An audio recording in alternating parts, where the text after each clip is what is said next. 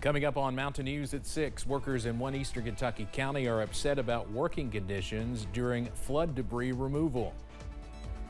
And one organization created a Christmas tree drive for those impacted by the recent flooding. And plenty of sunshine on the way this weekend with some nice temperatures as well. Also, latest on when some rain could return coming up as Mountain News at 6 starts now. Dedicated to eastern and southern Kentucky, this is WYMT Mountain News at 6. Debris removal crews contracted after the recent July flooding took a stand today in Letcher County, saying they will not go back to work until they get the answers they are looking for. WYMT's Olivia Calfee explains. Debris removal crews halted their work on Friday, gathering nearly 100 workers for a safety stand-down and asking for answers. We're looking for answers, who's in charge, who's responsible for all these restrictions, because we want our communities to be safe. We want to rest assured if there's another flood that we're not going to see the damages that we saw on July the 28th. Nearly 15 contracted crews took a stand, saying slowly their working restrictions have increased, no longer allowing them to do what needs to be done. When you do a job and you work for somebody, you know, you want to do the best that you can do. And the stipulations that we've been put on under the last few weeks, it makes us hard to do a good job. And, you know, it's hard to continue on when you're not doing the best that you can do. New regulations preventing them from removing everything from the waterways that was once allowed. They say this is creating unsafe working conditions, and they have a fear of an increased chance of flooding in the future. It's unsafe for us to work in conditions like that when they say these trees are uneligible. Okay, when 2 weeks prior they were eligible and everything was gone, everything was safe as we go out. Now, we're basically leaving it in worse shape than what we found it because we're unable to do the job we signed up for correctly.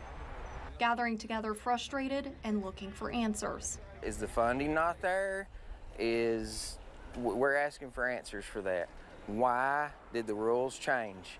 Because like I said, when we was first let go to work, we was doing a great job. The rules was great. There was a lot of common sense involved. The streams was getting cleaned like they should have been cleaned. The crews say they will not go back to work until they get answers and things go back to normal. In Letcher County, Olivia Calfee, WYMT Mountain News. Now, the crews were hired to work by Ashbrit Emergency Management and Disaster Response Service. The crew members say they have nothing against Ashbrit, and they have been extremely helpful the entire time. We have reached out to Ashbrit for a statement about this and are still waiting to hear from them. We want to update you on a story we reported on earlier this month. Knott County Attorney Tim Bates says Christian Soneline of Somerset is accused of taking $4,000 from an elderly flood victim without completing work after the historic flooding. A few days ago, Bates said Soneline was caught in Pulaski County and says his office is charging him with theft. Bates says if you or someone you know was defrauded by an unethical contractor during the flood, you can call his office at 606-785-5355. If you have not applied for FEMA assistance following the flood, you only have 1 week left. The deadline is next Friday, October 28th. This applies to folks in Breathitt, Clay, Floyd, Knott, Lee, Leslie, Letcher, Magoffin, Martin, Owsley, Perry, Pike, and Whitley counties. You can visit a disaster recovery center, call the FEMA helpline by using the number there on your screen, or apply online. Again, the deadline to apply for assistance is next Friday, October 28th by 11:59 p.m.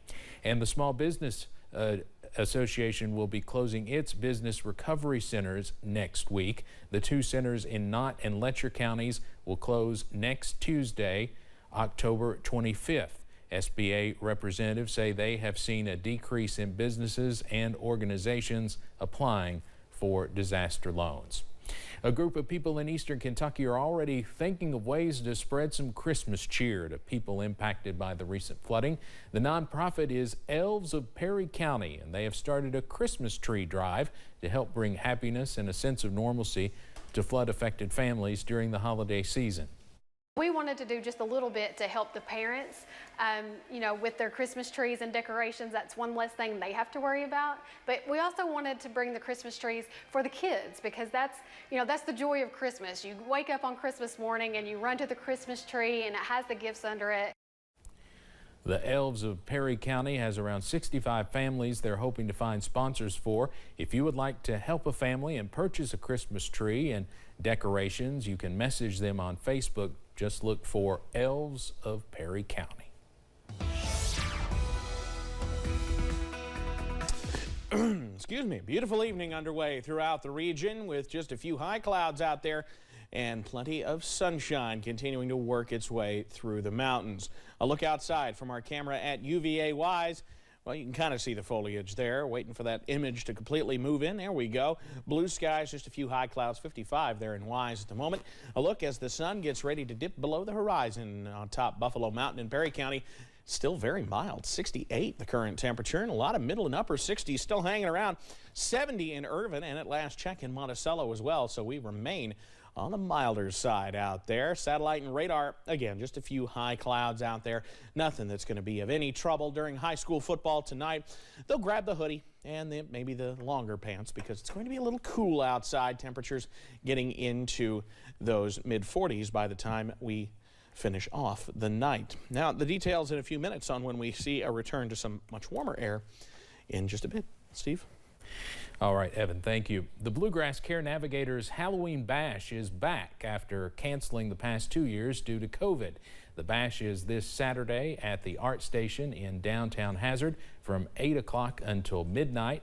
All of the proceeds from the event go to the Greg and Noreen Wells Hospice Care Center in Hazard.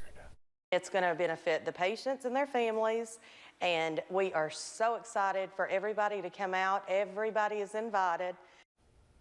Should be great weather. The tickets are $80 per person and they can be purchased at the door. The ticket includes dinner, drinks, dancing, a live band, and you can even join in on the costume contest, but we're told costumes are optional. During the SOAR Summit this week in Pikeville, nearly 80 first responders were honored for their heroic response during the flooding in late July. Dozens of Kentucky National Guard members, Kentucky State Police troopers, and local search and rescue teams filled the stage, and a moment of silence followed for flood victims. At least 43 Eastern Kentuckians died in the flood or during relief efforts. A Breathitt County woman, Vanessa Baker, is still missing. Congressman Hal Rogers said, quote, "We are in the presence of some of the greatest heroes in Kentucky history. The selfless and courageous actions of these people on this stage are what modern-day saints are made of," end quote. Officials say more than 1,400 people were saved by air or water rescues during the flood. The state released its new COVID-19 map today, and it's unfortunately not as green as last week. If you take a look at the map, you can see the majority of Eastern Kentucky counties are yellow now, but a few counties like Clay, Jackson, and Laurel are still green. 4 counties are now red: Floyd, Letcher, Johnson, and Magoffin. Only Letcher was red last week. The latest positivity rate was 8.5%. A London man was arrested yesterday for disturbing a Laurel County school sporting event. Police say they were called after dispatch received many calls about the disturbance. Deputies found 44-year-old James Ray Jones and charged him with alcohol intoxication in a public place. He was taken to the Laurel County Correctional Center. Well, it's cooling off out there now, but nothing like the Arctic temperatures we've been dealing with. The breakdown is on the way next. Plus. And if you're wanting to keep your beautifully crafted jack-o'-lanterns fresh longer, you can, thanks to science. And the new search this week for Crystal Rogers wrapped up today.